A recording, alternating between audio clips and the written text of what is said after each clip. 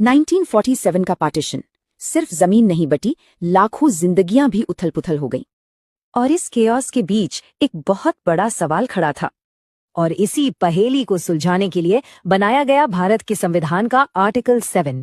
तो चलिए समझते हैं आर्टिकल 7 के उस कोर रूल को जिसने एक साफ लकीर खींच दी थी। याद रखिए, ये तारीख 1 मार्च 1947, यही थी वो ऑफिशियल कट ऑफ डेट।